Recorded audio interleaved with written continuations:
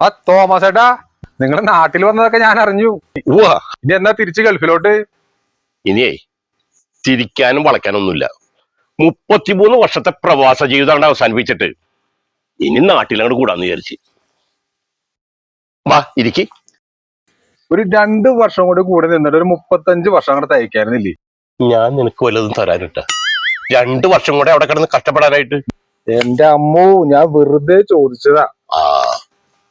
എടാ നമ്മുടെ സ്കൂളിൽ 2ാം ക്ലാസ്സിൽ 2ാം ക്ലാസ് മാത്രമൊന്നല്ല, 1ാം ക്ലാസ് തൊട്ട് 10ാം ക്ലാസ് വരെ ഇപ്പൊ ഉണ്ട്. അതല്ല, ഈ 2ാം ക്ലാസ്സിന് ഇപ്പൊ ഇവിടെ എന്തോ ഒരു പ്രസക്തി ഉണ്ടല്ലോ.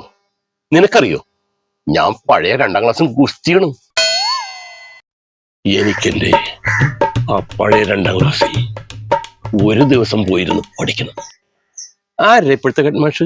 ഹെഡ് മാഷ് നമുക്ക് വേണ്ടപ്പെട്ട ഒരാളാ. എടാ കൃഷ്ണ, നീ എങ്ങനെയെങ്കിലും ആ മാഷോടൊന്ന് പറഞ്ഞിട്ട് ആ 2ാം ക്ലാസ്സിൽ ഒരു ദിവസം എനിക്ക് പഠിക്കാനുള്ള ഒരു അവസരം ഉണ്ടാക്കി തരണം.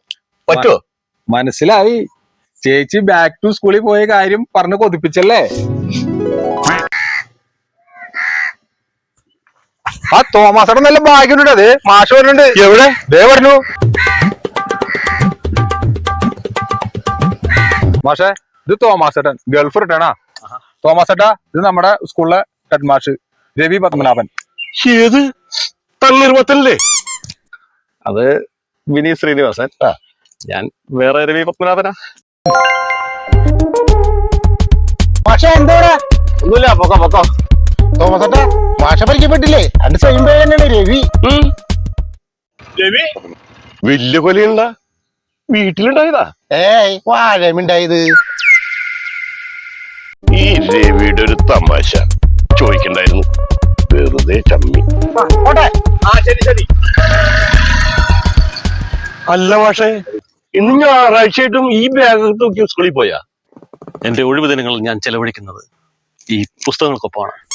രാവിലെ എനക്കുറേ പുസ്തകങ്ങൾ വാരി വലിച്ച് ഒറ്റ പോക്കാം. എവിടേക്ക്? നേരെ ഏതെങ്കിലും ബീച്ചിലേക്ക്. അവിടെ കടലിനെയും സൂര്യനെയും സാക്ഷിയാക്കി ഒറ്റ പിടുപ്പ. എന്ത്? അല്ല, ഈ പുസ്തകങ്ങളെ അവിടെ ഇരുന്ന് വെയിൽ കൊണ്ട് പുസ്തകങ്ങൾ വായിച്ചു തീർക്കുമ്പോൾ കിട്ടുന്ന ഒരു അനുഭൂതി ഉണ്ടല്ലോ, അത് പറഞ്ഞറിയിക്കാൻ പറ്റില്ല. ഇതുപോലെ അനുഭൂതി ഇനി തോമാസാറിന് വേണ്ടത്. അതിന് മാഷ് ഒന്ന് സഹായിക്കണം. അതിനെന്താ, അടുത്ത തന്നെ ചേട്ടൻ എന്റെ കൂടെ പോരെ, നമുക്കേ ചാവക്കാട് ബീച്ചിൽ പോവാം. എനിക്കേ ബീച്ചിലോട്ടല്ല, സ്കൂളിലോട്ട് വരണ്ടേ, പഴയ 2ാം ക്ലാസ്സിലേക്ക്. സ്കൂളിലേക്കാ? ഭാര്യയൊക്കെ ഈയിടെ സ്കൂളിലൊന്ന് പോയിരുന്നു. അത് കേട്ടപ്പോഴേ എനിക്കൊരാഗ്രഹം, ആ 2ാം ക്ലാസ് ഒന്ന് കാണണമെന്ന്. ഓ, കുടുംബശ്രീ മിഷന്റെ ബാക്ക് ടു സ്കൂൾ പ്രോഗ്രാം അല്ലേ? അത് തന്നെ. തോമസ് ഏട്ടാ, കുറച്ചൊന്ന് മാറി നിൽക്കൂ. അല്ലെങ്കിൽ വേണ്ട, നമുക്കൊന്ന് മാറിക്കാം.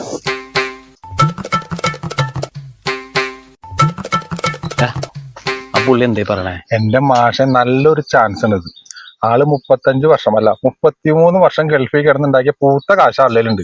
മാഷ് ആ 2ാം ക്ലാസ്സിൽ കൊണ്ടുപോയി ഇരുത്തി എന്തെങ്കിലും 2 അക്ഷരം പഠിപ്പിച്ചു കൊടുത്താൽ മതി. പൂർവ്വ വിദ്യാർത്ഥി എന്ന നിലയ്ക്ക് നമുക്ക് നമ്മുടെ സ്കൂളിന്റെ വികസന ഫണ്ടിലേക്ക് എന്തെങ്കിലും നമുക്ക് വാങ്ങിച്ചെടുക്കാം.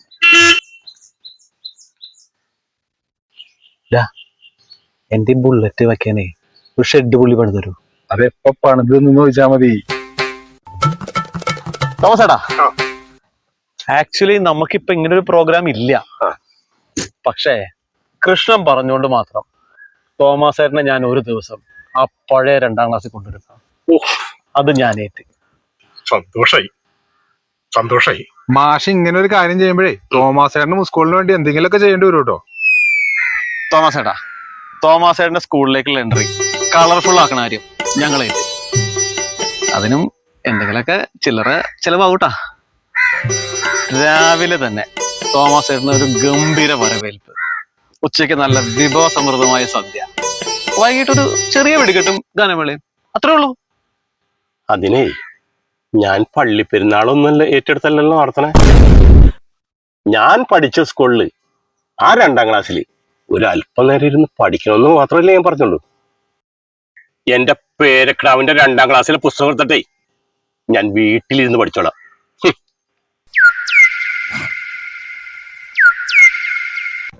കൃഷ്ണ, എന്റെ ബുള്ളറ്റിന്റെ ഷെഡ്